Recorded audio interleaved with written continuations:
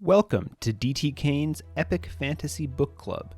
I'm DT Kane, author of the epic fantasy series The Aggersfar Saga and the spoken books Uprising. Each week, I read from one of my novels, discuss my writing process, answer your questions, and have general discussions about fantasy fiction. It's like a book club, except I do all the work for you. Find show notes, info about all my novels, and much more at dtkane.com. Here's the show.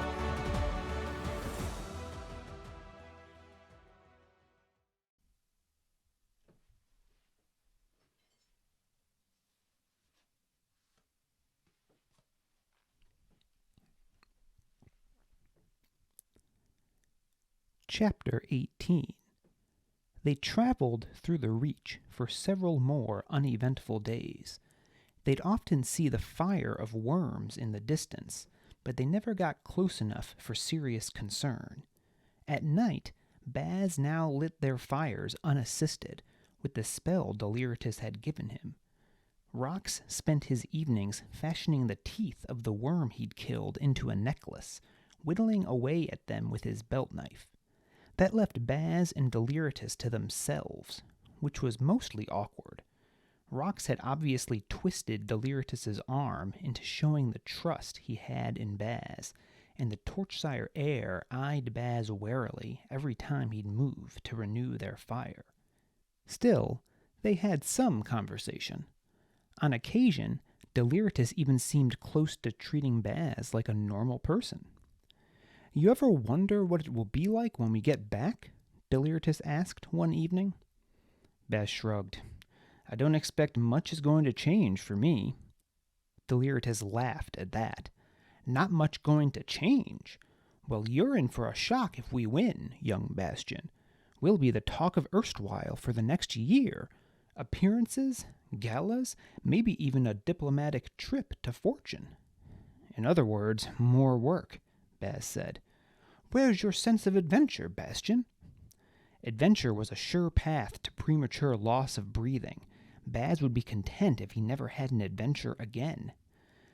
"But we're a long way from fantasizing about that yet, I suppose," Deliritous said. "Still need to get to Tome and find us a book first." "Only that, huh?" "No need to shower me with your pessimism, Baztian. I know full well how difficult it will be. Still, it's hard not to indulge thoughts now and then about the look on Father's face when I return with a book the likes of which has never been seen before." Baz shook his head. Even after everything that had happened, Deliritous was still driven by that insatiable desire to impress the Duke. Strangely, Baz actually found himself a bit jealous. He'd never known his parents, never felt the satisfaction of their pride in him. "What sort of book will we find, I wonder?" Deliritous said, looking off into the distance. Baz kept silent, as he didn't have anything to say that Deliritous would wish to hear. For as many success stories as there were like Torchsire Library finding that book that grew potato crops, there were 10 winners of the most mundane kind. Last year's champion had found a new copy of a book with the same Firestarter spell Deliritous had just permitted Baz to use. Useful, but nothing new. Others would bring back similarly repetitious volumes, such as books that boiled water or mended clothes or healed minor cuts. Some years, not many, but some, every competitor had returned empty-handed. It wasn't as if there were just shelves of books sitting around a tome anymore. You were searching for needles in haystacks, paper and rubble. "You know, even if we don't win," Deliritous said, "things won't be the same. I'll have more uses for you, Baztian." "More uses?" "Well, I mean, I won't use your speaking so sparingly as I once did. I think we've come to something of an understanding these past days, wouldn't you say?" "I suppose," Baz replied, though only because that seemed the only safe answer. He'd been annoyed over the years at Deliritus's lack of trust in him, but now that he seemed to be getting some, Baz was simply concerned for different reasons. Did he really want Deliritous to trust him? Could Baz trust himself if Deliritous actually began to put him in positions where he could do Deliritous harm if Baz wished? They'd gotten along out of necessity since the trials had begun, but Baz hadn't forgotten who Deliritous was, what he'd done. Baz went to sleep with a cold pit in his stomach that night. The following day, they reached the Inkwell River, marking the end of the Reach and the beginning of the Firelands. Baz had been looking forward to a bath, but the Inkwell's waters stank of sulfur and were brackish in appearance, full of filthy runoff from the swamps that made up the Firelands. So instead of a cleansing, they crossed the river without even dismounting. The bridge across the Inkwell was built of stone, finished in wrought iron railings. Iron fencing ran along the stone on either side as they crossed, each post tipped in a spiked point. It was nearly as tall as they were, even mounted, as if the builders had feared creatures jumping from the Inkwell's depths and attacking folk as they crossed. For all Baz knew, there was a credible possibility of that happening. Who could say what sort of foul creatures those murky waters had spawned in the centuries since the burning? Baz pressed his heels into his horse to move it along. Deliritous must have felt similarly ill at ease, for he urged his mount on as well without comment, and of course Rox followed right behind Deliritous. It was certainly just Baz's imagination, but as soon as they reached the far side of the bridge, their surroundings seemed to darken. The Firelands had once been a glorious retreat of hot, freshwater springs and lush greenery, but the burning had ruined that, turning the landscape into a boggy wasteland. They all stopped their mounts at once, taking in the scene that lay before them. The road was still paved, but in ill repair. Leaving it, however, was not an option. There was no telling where the muck to either side might give way and suck you under. Bubbles of gas occasionally formed on the swampy surface all around them, bursting in dark green splats, some accompanied by small gouts of flame.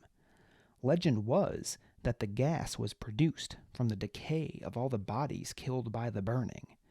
Baz doubted there was actual fact to support that tale, but he wasn't about to investigate the swamps to find out.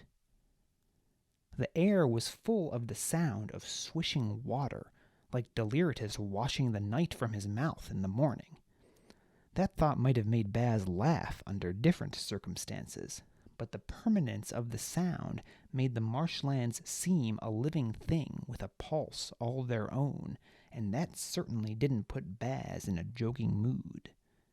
The landscape was as flat and sullen as Baz felt, punctuated only by the occasional dead tree or rock formation sticking from the swampy depths.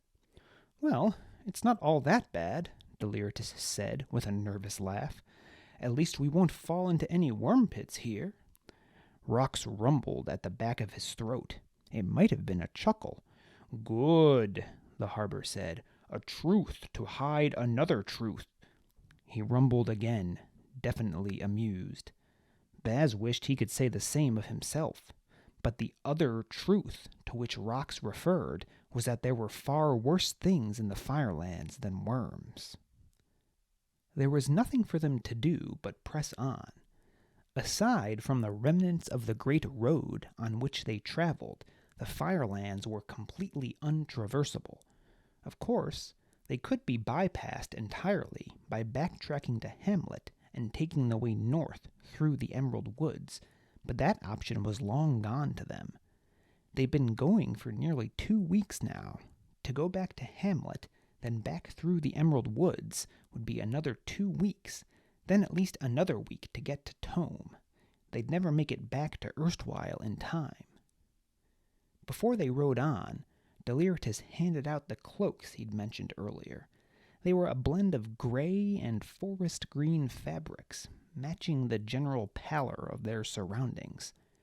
Despite his attempted good cheer, Baz noted that Deliritous didn't remove his supposedly fire-resistant cloak, instead draping the camouflage over it. Baz did the same. In fact, it didn't even occur to him to take off Lyanna's cloak. Despite the oppressive surroundings, their first day in the Firelands was uneventful. The worst thing that happened was a gas bubble popping right beside the road, splattering them all in viscous but harmless swamp goo. Between spluttering coughs, Baz had initially yelled curses to the scribes, having gotten some of the muck up his nose.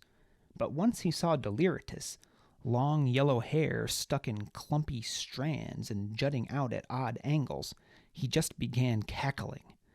Deliritous had looked at him indignantly, of course, but after a few moments even he couldn't keep the smile off his mouth. Rocks had rumbled along with them.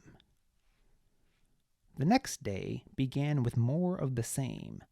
Baz had almost grown used to the pulsing gurgle of the swamp, the sound being reduced to general background noise in his mind.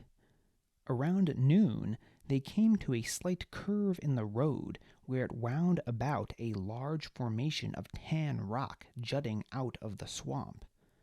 A flat area of dry land sat in the formation's shadow, creating the first significant opportunity to pull off from the main road since they'd entered the Firelands. "Ah, here it is," Deliritous said, sounding pleased. "Torchsire Roost. Acktus Torchsire rested his men here on his famed campaign to Tome that began the Second Burning." "You know, there'd be a lot more books for us to find at Tome if he hadn't done that," Baz said dryly. Acktus Torchsire had emptied Tome of most of its books on that campaign, then spent the next decade scouring the wilds and either confiscating or destroying spoken books not in the Triumvirate's possession. "Don't be so down, young Baztian. If it weren't for my ancestors' efforts, we'd still be living in a society of chaos without rules ensuring only those worthy are able to read." Deliritous was apparently sufficiently caught up in the nostalgia of the place that he didn't even realize the slight he just leveled against Baz. Baz rolled his eyes, but let it go at that. At best, raising the point would lead to an awkward conversation where Deliritous would attempt to make a veiled apology while still attempting to justify Reader's place at the top of society's pyramid. "We'll stop here for our midday break," Deliritous said. "This may be my only chance to see this place." They hobbled the horses, and Baz found a nice rock to lie against, perhaps get a little extra rest. Deliritous, limping about on an improvised crutch he'd made from a thick tree branch, headed toward where the rock formation began to slope upward. Rocks followed close behind him, of course. Baz enjoyed the relative quiet, lounging in the shade. The slushing of the swamp almost seemed a gentle song to him now, lulling him to ease. He could almost pick out individual words, it seemed, whispering for him to be calm and that this was a safe place. He smiled, letting his eyelids fall shut. He was halfway through taking a deep breath when he sat bolt upright. Was it just his imagination, or were there actually words hiding within the background noise of the bog? Something tugged at his mind, saying that he was being ridiculous, overly paranoid, but that feeling just made him pay attention all the more. Murmured words could be more dangerous than an assassin's blade. In the end, it was the ear-splitting roar that convinced Baz there was actually a problem. The sound shook the ground, sending small bits of gravel tumbling down the jutting formation of Torchsire Roost. Unfortunately, as Baz looked up, he realized it wasn't only being used as a roost for a Torchsire and his companions, for sitting atop the formation was a black dragon. It must have been nestled out of sight on the formation's other side when they'd approached, but it was in full view now. It sat on two powerful back legs, each taller than rocks. While dragons had supposedly grown smaller in the centuries since the burning, this one apparently had not been informed of the trend. It was easily twice as long as the worm they'd faced earlier, a ridge of spikes running along the length of its spine, culminating in two sharp horns atop its head. Its eyes glowed purple as it released another howl that was like the high-pitched wail of 1,000 mistuned violins. This gave Baz a prime view straight down the creature's gullet and into the fiery depths within. And yet all of that was secondary to what was on the monstrosity. Sitting on its neck, right behind the two spiked horns protruding from its skull, was a man in a blood-red shirt edged in violet. Hellar Xavier. Trunnel sat behind him, arms wrapped around Hellar's waist. Podium around his neck, with an open book upon it, Hellar was reciting from the volume, and the speaker's lips moved to repeat the words. Perhaps feeling Baz's stare, Hellar looked up, murmuring a few words to Trunnel, who kept chanting, obviously repeating the same phrase over and over, likely whatever spell of manipulation it was that they were using to seduce the dragon. Trunnel's eyes found Baz's own for an instant and seemed to hold regret, but Trunnel quickly looked away, bowing his head deep in concentration, sweat rolling down his face. "Ah, speaker of Torchsire," Hellar said, having to shout so Baz could hear. "You'll have to forgive me. I've forgotten your name. Actually, I'm not sure I ever knew it. A strange practice, naming property as Deliritous does." Ordinarily, Baz would have glared at Hellar in reply, but that seemed laughably inadequate given that he was staring down the snout of a beast that could kill him with a sigh. So instead, he just gulped and continued to stare up at the ridiculously giant monster and the equally ridiculous reality of two men riding it. Hellar looked away from Baz, who followed the Xavier heir's gaze to find Deliritous hobbling back from the rock formation with rocks. He was close to where they'd left the horses, still a good 100 yards or so from where Baz had lain down to rest. "Ah, Deliritous," Hellar said, entirely too casual for the situation. "I must say, you're more resourceful than Marla and I gave you credit for. Personally, I just assumed you'd limped back to erstwhile after the unfortunate business with your leg. But when I saw smoke from a campfire on the horizon a few days past, I knew it must be you. So when I acquired this new mount," he waved down to the dragon, an oily smile tugging at the edges of his mouth, "I figured I'd best make sure I stopped you for certain this time." Deliritus's eyes darted to Baz, then back up to Hellar. He said a few quiet words to Rox, inching closer to the mounts. Rox seemed to disagree with something Deliritous said, but Deliritous reiterated with a hand gesture, and Rox nodded. "Hellar," Deliritous said, "certainly we can work this through without any violence. You'll reach Tome days before us with that dragon. Just leave us be, and you'll have found your book before we're even through the Firelands and across the Weeping Plains." I think not," Hellar said, as if bored. "See, I lost my Harbour, and while Marla was convinced it was a dragon, I'm not so certain." Baz's breath caught. Had Hellar figured out his secret? "You found some way to murmur a spell to your speaker. Maybe you even permitted him to memorize parts of it. Risky, that, but terribly effective, I must admit. I loved Arrow more than my favorite hunting hounds. So no, fair is fair. You take something from me, I take something from you." Now, in any story Baz had ever heard, the enemy would have continued talking, giving the good guys time to come up with a plan. But Hellar was no fairy tale villain, and Deliritous certainly didn't deserve the moniker of good guy. Hellar looked over his shoulder and said something to Trunnel, who had been chanting all this time. Now the words changed slightly, and the dragon inhaled deeply. So here it was, Baz thought.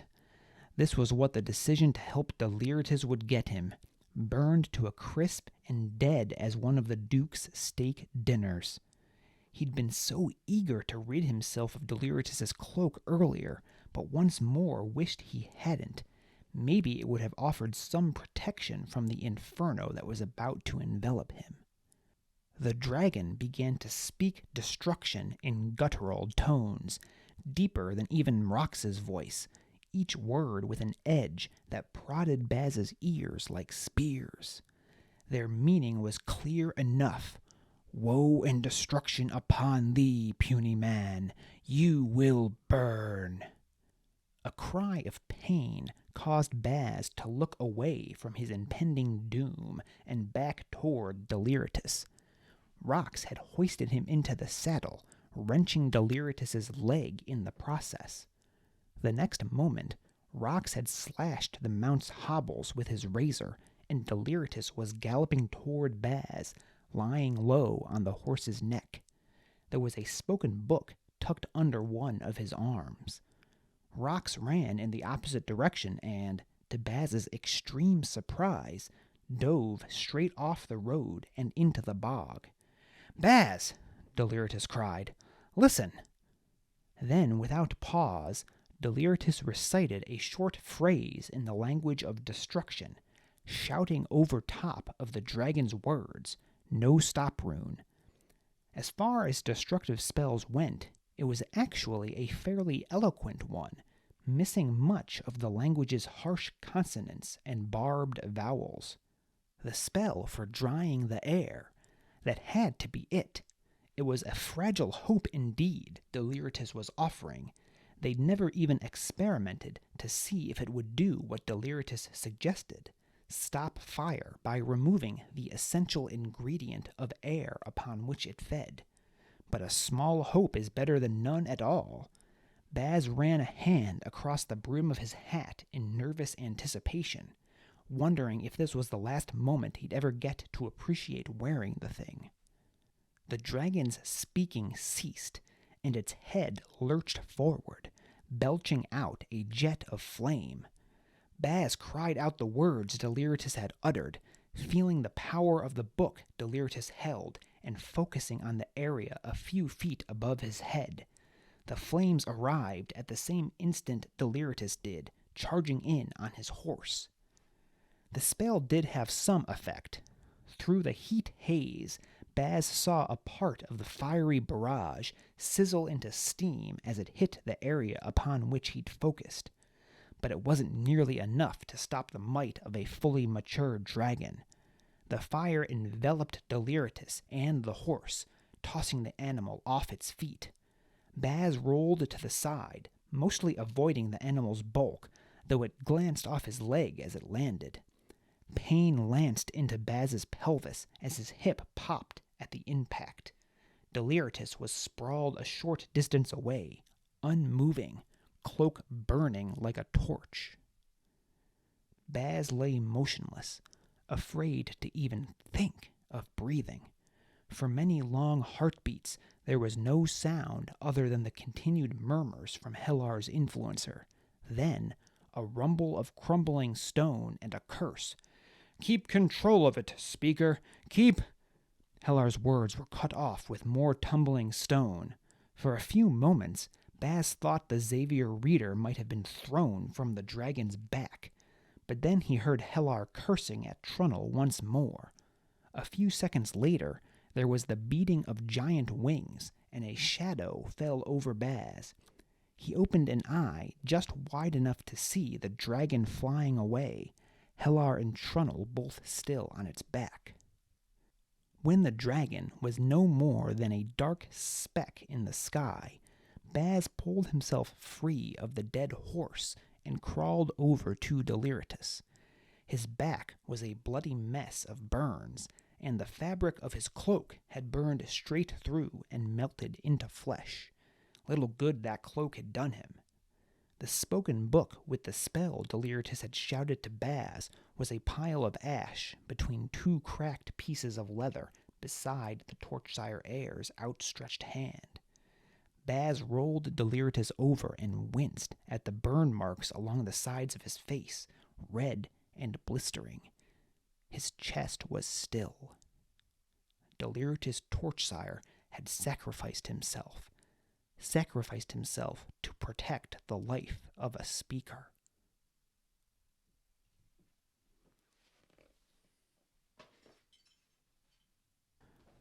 All right.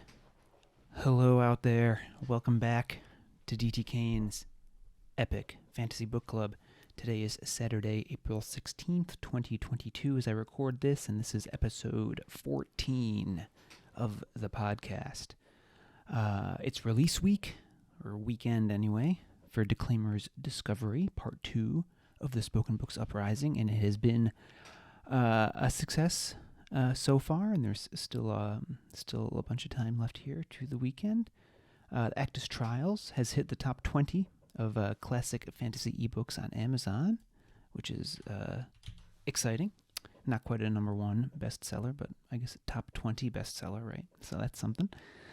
And Declaimer's Discovery is also selling well, too. If you've been waiting to grab an ebook copy of the Acktus Trials, now is a good time, because it is currently only 99 cents. So if you've got $1 to spare, you can pick up your very own ebook copy of the Acktus Trials. Just so you understand the business plan a little more. Generally, even on release weekends, you don't put a ton of advertising into the book that's releasing if it's not the number one in a series. You advertise the first one, and then you hope people read on, because advertising the second book isn't a great way to attract new readers, right? Because they're not going to read the second book. So that's why the Acktus Trials has hit the top 20, because that's where I'm putting my advertising focus this weekend. All right. So in addition to the release, work is also continuing on new writing. Had a down week last weekend, or really last week, because I was getting everything ready to go for the release of Declaimer's Discovery. But now I'm back in full swing and plugging away on part 4 of the Spoken Books Uprising. And that's going well. I think I just eclipsed 40,000 words of the draft, actually this morning when I was writing, so plugging away on that. Part 3, which is called Declaimer's Flight, is also now officially with my editor, so on track for that to release on June 17th, and the pre-order for Part 3 is also officially live now, so feel free to get your orders in now if you're eagerly awaiting the third installment of the story. And then lastly, before we launch into our discussion here, I had a nice birthday last weekend, and thanks to all of you out there who wished me a happy birthday. I appreciate it. This was big number 35 for me. Spent the day in Buffalo. That's Buffalo, New York, for those of you who don't know, with my parents, sister, her boyfriend, and Mrs. Kane. We went to the Botanical Gardens, which was quite lovely. Saw lots of exotic plants there. Made it feel like it's getting to be spring around here, even if it's still a little colder than I would like it to be here in Western New York. Then we went and visited a couple breweries and had a nice dinner. And I did get my new pair of running shoes, like I said I was hoping last week, and they're orange, which is awesome because I really enjoy the color orange. So there you go. Actually, I just got back from a run in those new shoes before I sat down to record this. Okay, so let's launch into our analysis and discussion of Chapter 18.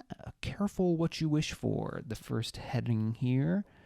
We open with our trio traveling on through the Reach, rather uneventful journey the rest of the way after their encounter with the worm last week and Rox's near-death experience.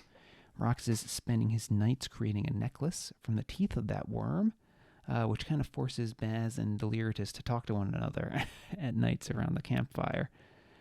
Deliritous really seems to be coming around to Baz, don't you think? He kind of admits to him in one of these conversations, even if they don't win the trials, he's going to start using Baz more than he was in the past. So he's kind of overcoming his fear, it seems, of Baz trying to seek revenge on him, even if he is maybe still a bit nervous around Baz still. Interesting, this actually troubles Baz, right? He's been criticizing Deliritous in the past here for not trusting him enough, but now Baz is kind of wondering if he can really trust himself if Deliritous starts putting all this trust in him. And putting him in a position where Baz may actually have an opportunity to take revenge. He has not forgotten what Deliritous did to his brother. But, I think just the fact that Baz is troubled by this and uncertain shows some change in his character, right? I think at the beginning of the story, Baz would not have been stressing out over the prospect of being in a position to carry out revenge on Deliritous, but now he is. So things keep on changing here for Baz, and that's going to continue here, right? Okay, so bog bubbles. That's our next section. Here, a few days pass and our travelers reach the Inkwell River. Baz has been saying he's ready for a bath, but it seems Inkwell is actually a pretty apt name for the water here because it is brackish and discolored and certainly not something you want to go for a swim in. So they skip the bathing and just cross this bridge right over into the Firelands. And they don't really sound like a very hospitable place, huh? They are a boggy wasteland, bubbles of gas that pop into gouts of flame. You have to stick to the road here or worry about being sucked under to your death. And there's this constant sound of swishing water, kind of like a pulsing heartbeat, a little bit like an Edgar Allan Poe poem here. Baz even notes this legend that the gas is caused by all the dead bodies beneath the bog that are left over from the burning. What does Baz say? Something like, that's probably not true, but I'm not going to go exploring to find out, right? This is a decaying, dead place. And certainly pull back the curtain segment here this week. This setting is kind of inspired by the Dead Marshes in The Lord of the Rings, specifically the two. It appears in the Two Towers. In the books, I think it's in the Two Towers movie as well. I don't remember if they moved it to the third movie or not. But regardless, I wish my prose was a tenth as good as Tolkien's was in describing the Dead Marshes. When I was writing this portion of the script, I grabbed my copy of Tolkien, or actually, looked up the Dead Marshes on, one of the fandom wikis online, and here's just a quick passage from the Two Towers describing the Dead Marshes. Dreary and wearisome, cold, clammy winter still held sway in this forsaken country. The only green was the scum of livid weed on the dark, greasy surfaces of the sullen waters. Dead grasses and rotting reeds loomed up in the mists like ragged shadows of long forgotten summers. Man, what an awesome description. I guess you can see the similarities here, right? Certainly not in the writing. I'm not holding a candle here to Tolkien's prose, but at least in the image it's portraying, you can see the inspiration here for sure. All right, and the dead bodies too, right? That quote didn't really capture it, but there's this legend too of the dead bodies from the great battle that was fought at the Dead Marshes in Lord of the Rings. same as this apparent legend here about the dead bodies from the burning. You may remember from the movies, Frodo falls into the water because he sees the dead bodies in there, and they kind of like seduce you into jumping to your death until Gollum pulls him out. So certainly drawing some inspiration from Mr. Tolkien here. Okay, so that's the setting, and then obviously the big event of the chapter here. I knew there was a problem when I heard the roars. So they travel on through the Firelands. Not much problem initially, right? Other than the gas bubble popping and covering them all in slime, which sends Baz into a hysterical laughing fit. Even Deliritous and Rox join in with him, chuckling along here. So, our trio here is getting along, it would seem. Maybe brought together a little closer after the ordeal with the worm. So the first day is uneventful in the Firelands. And then the next day they reach this rock formation that Deliritous calls Torchsire Roost, which apparently is a famous landmark where his ancestor rested on his way to Tome to begin the second burning, which we previously learned was when Acktus Torchsire either destroyed or confiscated all the books he could find to consolidate their power amongst the readers of the 3 remaining cities of Oration. And for those of you keeping score, that is erstwhile Fortune and Enigma, the 3 cities of the Triumvirate, the 3 big remaining cities in Oration. And we will continue to see references to those 3 cities throughout the rest of the book and as we move forward in the Spoken Books Uprising series. So Deliritous kind of goes off sightseeing, right? This might be the only chance I get to see this. It's like a family landmark for Deliritous. So he goes exploring, limping around on this improvised crutch he's made. And Baz tries to catch some Z's, right? Just kind of goes and lays down a little distance away from the horses. But Baz is never one to really accept a good thing, right? He worries that perhaps he's being lulled into a false sense of security, which actually turns out to be entirely accurate in this sense, because what does he find perched on this giant rock formation when he turns around? It's a big dragon. I have big in capital letters here, because remember, Deliritous said most dragons are not very large these days because they don't got much to eat out in the Firelands anymore. But this dragon did not get the memo, apparently.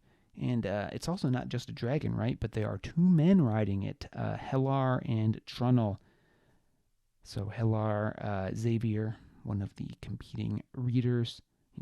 We haven't seen him since he betrayed Deliritous with Marla back in, what was that, chapter 10 or so. And Trunnel is his influencer. Remember, his Harbour died when Baz shot that shadow hex at him. But so we certainly see here the great power of having an influencer on the trials now, right?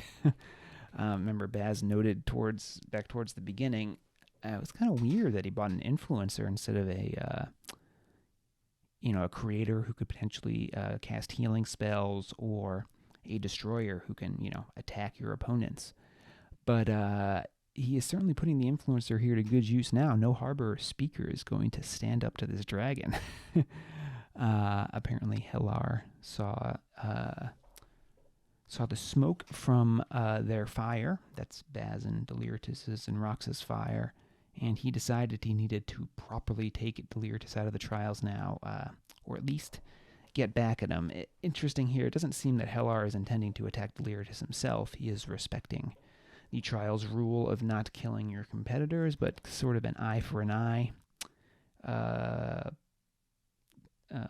An eye for an eye, so to speak. Here, eye for an eye scheme, I guess.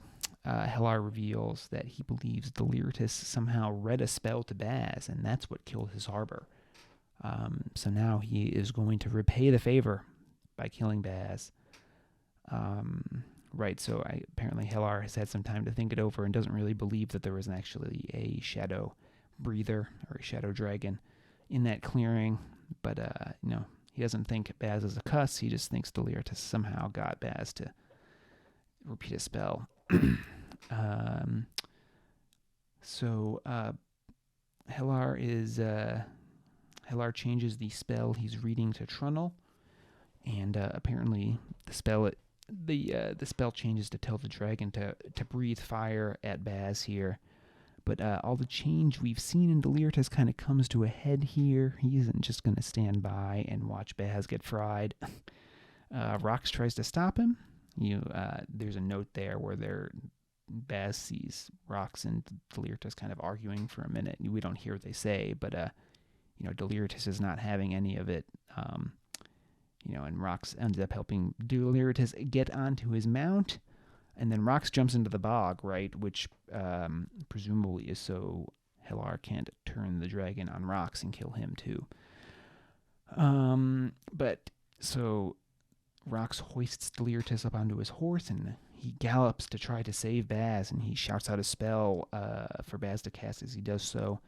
And it's this spell he's mentioned before, the one that sucks the oxygen out of the air, and the theory kind of being, well, if you suck the oxygen out of the air, the fire is not going to ignite, or I guess you won't have fire in the first place. Sorry, I'm not not much of a scientist here, but if you cover up the candle, it goes out. That's because you're taking the oxygen away. So same theory here, and it's semi-successful, right? It deflects some of the dragon's fiery breath away, but not nearly enough. But Deliritous does reach Baz in time, so Deliritous actually shields him, knocks Baz over. Horse kind of lands on Baz and hurts his leg, but Baz doesn't get burned. But Deliritous does. He takes the brunt of the dragon's fiery breath here, and Baz plays dead until he hears the dragon fly away with Hellar and Trunnel still on its back, and then he crawls over to Deliritous, who is burned all over so badly his clothing is melting into his skin, and his chest isn't moving. Baz sort of goes into shock here. Deliritous sacrificed himself for a speaker. Baz can't believe it after spending his whole life kind of despising Deliritous. Did he really just sacrifice himself to save Baz? And that is where we end for today. A little bit shorter than some of our previous episodes here, but I think it's still a decent size. And next week we'll be back to reading 2 chapters. So chapters 19 and 20 next week will be your homework assignment. Is Deliritous really dead? And Rox hits us with some deep Enigman philosophy, so we'll be returning to D.T. Kane's epic philosophy book club next week for a time. And then our heroes run into yet another obstacle. It just keeps getting better and better for them. So tune in next week, and if you don't have a chance to do your homework, just remember that's okay, because I will be doing it all for you and more on the next episode. All right, this week's quest, in honor of Declaimer's Discovery releasing this week. What's your favorite book 2 or sequel? I guess this could be a book or a movie. Declaimer's Discovery is obviously the sequel to the Acktus Trials, thus the impetus for this question. So send your answers to dtkane at dtkane.com as always, and I will share some of them next week on the show. And as always, we will close with our fantasy quote of the week, which I've also started putting in the newsletter, and I write I don't think you can really call it an essay, but a paragraph or two with my thoughts on the quote. But this week's comes from Ursula K. Le Guin, the very famous fantasy and sci-fi author. This is from a collection of essays that she wrote called The Wave in the Mind, talks and essays on the writer, the reader, and the imagination. And the quote is, "People who deny the existence of dragons are often eaten by dragons from within." Wow. Obviously, applicable to the podcast episode this week, which had a surprise dragon in it, but definitely some deeper meaning here. I think the dragons in this quote are probably representing kind of those deep desires that many of us have, but we kind of ignore. So we're denying the existence of what we really want to do, and the more we do that, those desires fester, and our resentment over not actually being able to do them grows and grows until we become kind of jaded or dissatisfied with our circumstances. And sadly, I think a lot of people never really, admit what they really want to do. So that regret is always with them. So, go and fly with your dragons out there, people. What do you really want to do, and figure out how you can get it done, and don't let yourself be consumed by the regret of denying the existence of your dragon or your dream. So there you go. Quote of the week. Hope you enjoyed that, and I hope you enjoyed this week's episode of D.T. Kane's Epic Fantasy Book Club. We will see you next week. Still, they had some conversation. Okay, just making sure that mic is on. The dragon began to speak destruction in guttural tones, deeper than even Rox's voice, each word with an edge that prodded Baz's ears like spears. Ears like spears, man. That's a stupid rhyme, and totally unintentional. Thanks for listening to D.T. Kane's Epic Fantasy Book Club. If you liked today's episode, please consider rating and reviewing wherever you listen to podcasts. If you're watching on YouTube, give this video a thumbs up if you liked it, and hit that subscribe button and the bell so you get notified whenever new episodes become available. If you'd like to listen to back episodes or review the show notes, visit dtkane.com/podcast. D.T. Kane's novels are available for purchase at most major online retailers, or you can purchase directly from his website at www.dtkane.com/books. You can receive a free short story and sign up for D.T. Kane's mailing list at dtkane.com/email-signup. If you'd like to connect, you can find D.T. Kane on Facebook at D.T. Kane Author, or Twitter at D.T. Kane Author, or send D.T. Kane an email at dtkane@dtkane.com. See you next week.